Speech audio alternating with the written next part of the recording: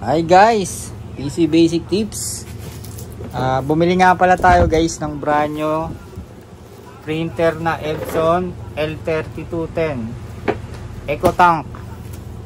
Welcome sa ating channel. May bago na naman tayo ang gagawa ng mga basic tutorial guys. Brand new to guys. Nabili natin sa Walter Mart. Yan. Shoutout sa Walter Mart. Kaya guys, i-unbox lang muna natin. Samahan nyo akong mag-unbox guys. Unboxing muna tayo. Tapos yung mga susunod na mga video natin, saka natin gawan siya ng mga kung maganda ba yung quality niya, kung ano ba mas antay nating masisira sa kanya, mga ganun ba. Kaya ngayon guys, unboxing muna tayo sa brand new Epson L3210 natin. Welcome sa ating channel ulit. Let's go guys.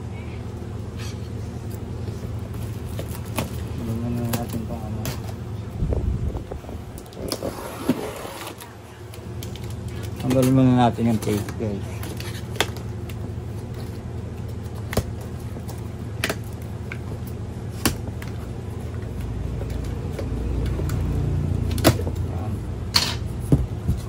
Tingnan natin guys ano ba meron sa loob.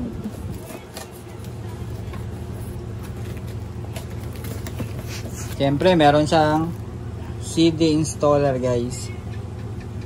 CD installer saka manual. Napakahalaga nito guys kung hindi kayo sanay mag-download nung installer sa Google. Pero gumawa naman ako ng tutorial kung paano mag-download ng CD installer. WinRAR yun guys sa Google kung paano nyo i-download. In case mawala nyo itong CD installer ng inyong printer, kahit anong brand, ma-research naman sa Google yun, pre-download. Yun ang maganda doon sa Epson. Ito. Tapos sa gilid guys, meron siyang isang set na original ink guys. Inulit ko guys, 1 year warranty ang lahat ng brand ng Epson na printer. Sundin natin yung 1 year warranty nya. Puro original ink lang gagamitin natin guys. Tips yan. Para pag nagluluko yung ating printer na brand new, sila na mismo gagawa. Pag pinalitan na agad natin ng replacement ink guys, void na yung warranty, sayang. Kaya 1 year naman tayong gagamit ng mga original ink guys. Susundin nyo lagi yun guys kung may warranty. Yan pinakamagandang gawin natin. Siyempre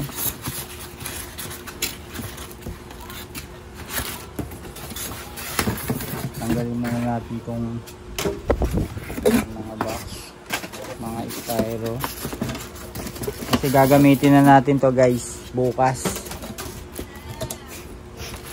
Siyempre may kasama siyang power cable guys, power cords pala, power cord.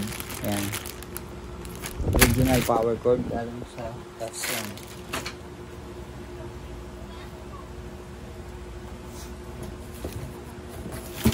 Tapos ano ba kasama nito?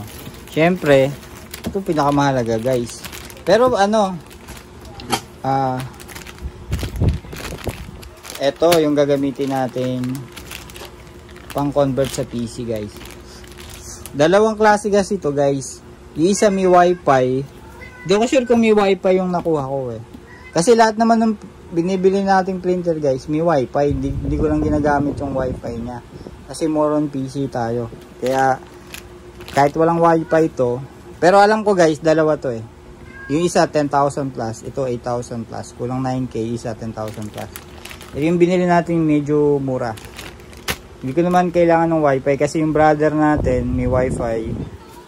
Epson L5190 may wifi. Hindi ko naman ginagamit. More on PC tayo guys. Kaya all good sa akin to. Siyempre printer. Iangat na natin. Okay. Naka-plastic pa guys.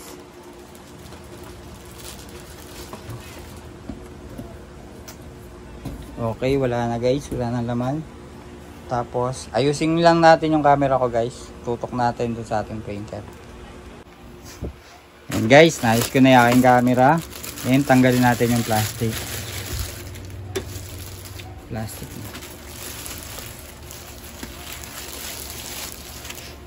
Okay guys, nulit ko lang, unboxing lang tayo guys ha.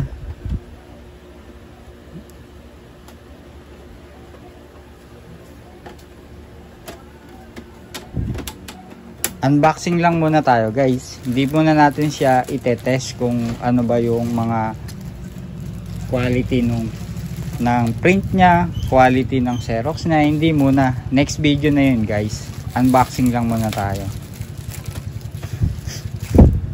Mataas ba to? Okay, wala. Okay guys, yan. Ito yung ating brand new Epson EcoTank L3210. Ang pinagkaiba niya kay Epson LPT190, wala siyang screen. Yan. Tapos makikita nyo na, brand new yan guys. May mga blue sticker pa. Okay, maraming salamat guys sa pagsama sa pag-unbox sa ating Epson EcoTank L3210. May bago na namang kapamilya yung ating page. May bago na naman tayong mga basic tutorial na gagawin. Antayin natin na naman na magloko siya para magawa natin ng mga basic tutorial at makapagbigay na rin ng mga basic tips. Okay guys, maraming salamat. Abang-abang lang uli kayo sa mga gagawin nating video. Thank you.